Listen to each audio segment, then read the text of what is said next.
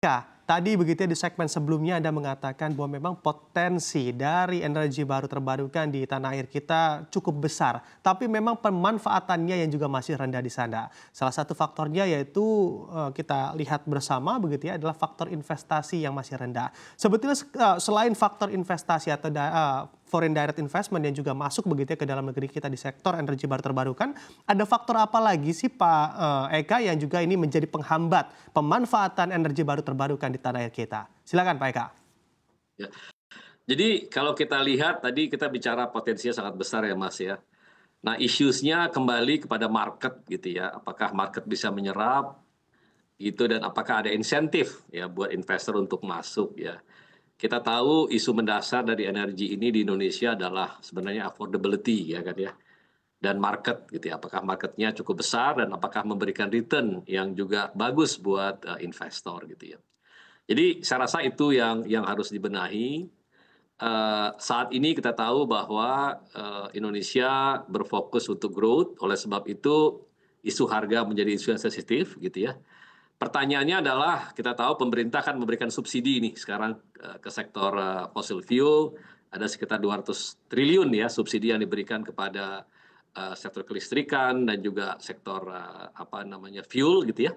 Pertanyaannya kalau kita ingin mengenjot industri bersih, apakah juga bisa dipikirkan ya, bagaimana membuat industri bersih itu juga attractable, ya kan ya.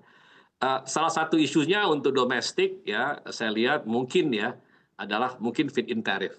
Jadi adanya tarif yang menarik ya untuk investor, sehingga yang tadinya dianggap tidak menarik menjadi menarik.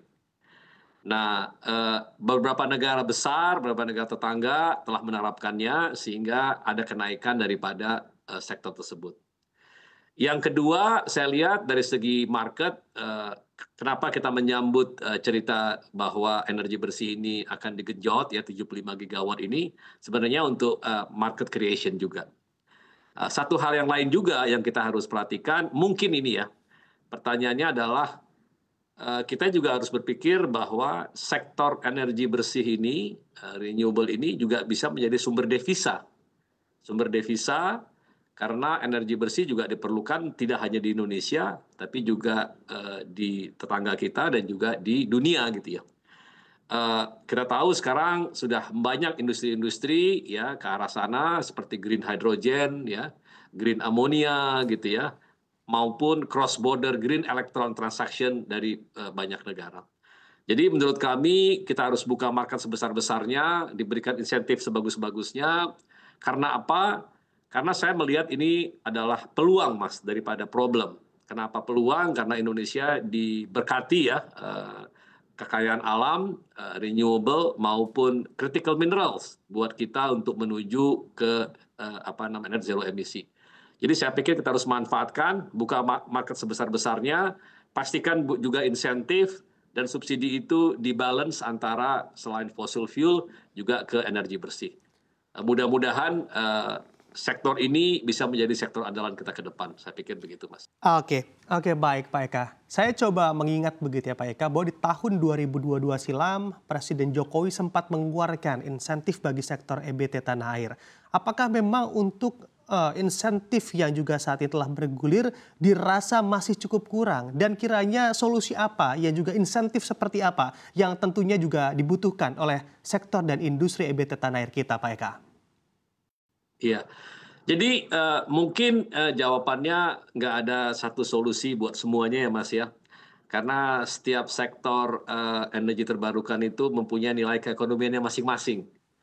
Jadi misalnya geothermal gitu ya, dengan resiko investasinya ya, dia mempunyai suatu harga listrik tertentu ya, disebut LCOE, yang sehingga returns yang diterima oleh investor itu fair atau menarik gitu ya. Eee, Demikian pula misalnya untuk sektor air ya, untuk yang solar dan lain sebagainya. Jadi mungkin himbauan kami adalah bagaimana sektor pemerintah maupun sektor swasta atau investor sama-sama melihat kembali kira-kira berapa return yang wajar, harga yang wajar, sehingga industri ini berkembang di dalam negeri. Yang kedua yang kami lihat juga ya tadi itu, kita harus punya infrastruktur, dan ini memang ketergantungan cukup tinggi kepada pemerintah. Kenapa? Untuk sektor renewable ini dibutuhkan infrastruktur yang mumpuni, yang memadai gitu ya. Kita tahu sifat daripada renewable ini intermittency, membutuhkan jaringan yang bagus, kita sebut smart grid gitu ya. Jaringan Indonesia saat ini perlu di-upgrade dan itu butuh investasi jangka panjang. Nggak bakalan ada renewable bisa masuk ke sistem tanpa jaringannya akan disiapkan gitu ya. Dan yang ketiga adalah market, ya kan ya, market kita masih kecil. Bagaimana caranya kita mendorong market ini sebesar-besarnya, seluas-luasnya, sehingga manfaat yang ada ini bisa dimanfaatkan ke depan. Hal-hal yang lain misalnya insentif-insentif untuk baik fiskal maupun non fiskal, saya rasa juga harus dibicarakan. Yang klasik masalah regulasi ya kan ya, perizinan ya kan ya, itu juga harus diadres.